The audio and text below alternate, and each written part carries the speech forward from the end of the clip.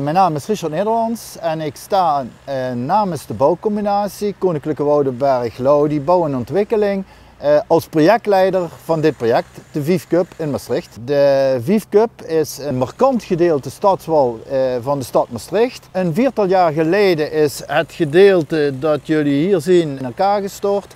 En aansluitend heeft de gemeente Maastricht maatregelen getroffen zoals de staalconstructie, maatregelen getroffen om verder verval te voorkomen. En is plannen gaan maken hoe nu verder. Begin van dit jaar is er een aanbesteding uitgeschreven en wij hebben medio juni de opdracht gekregen om dit stuk stadswal samen met de gemeente Maastricht, haar adviseurs en natuurlijk de bouwcombinatie Koninklijke Woudenberg Glaudi dit gedeelte stadsmuur plannen te gaan maken. Hoe gaan we het restaureren en reconstrueren? Nou, je begint in eerste instantie om het bouwterrein veilig te stellen. Nou, dat hebben we gedaan middels het afzetten van het terrein middels bouwhekken. Vervolgens moesten we ook een opslagplaats hebben op het terrein. Er was een vijver en die hebben we helemaal gevuld om een goede bouwplaats te krijgen waar we opslag kunnen doen. De volgende fase is het demonteren van de natuursteenblokken. Toevallig dat we vandaag de eerste blok naar beneden gehaald hebben en al daar in de rekken worden de blokken opgeslagen. Deze periode of deze fase zal ongeveer duren tot medio april volgend jaar.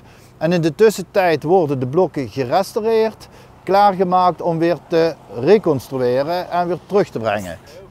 De grootste uitdaging van dit project is het in kaart brengen en het registreren van de natuursteenblokken. Zoals jullie zien zitten er heel veel stenen in deze muur en het zijn er in totaal ongeveer 2500. De steen moet een nummer krijgen, een uniek nummer, een paspoort zoals wij dat noemen. Hierop wordt vermeld wat er aan de steen moet gebeuren, de plaats waar die opgeslagen wordt, zodat we hem straks ook terug kunnen vinden en hem weer op precies dezelfde plaats terug te kunnen zetten.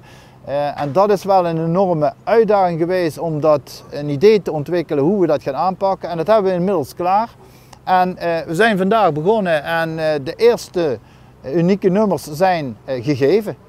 Je begint een nieuw project en dan is het altijd goed om toch samen nog eens even te gaan zitten en met elkaar te gaan praten over wat verwacht je eigenlijk van het project? Hoe gaan we het aanpakken?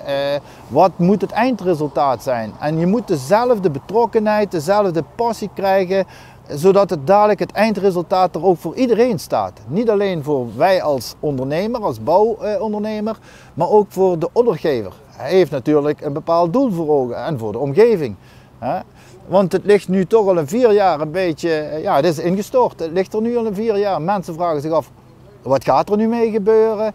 Nou, er gaat nu wat mee gebeuren en over hopelijk 1,5 jaar dat we hier een heel mooi eindresultaat hebben staan.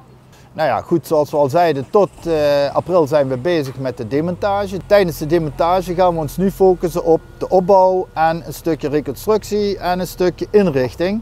Daar kan ik jullie op dit ogenblik nog niet veel over vertellen.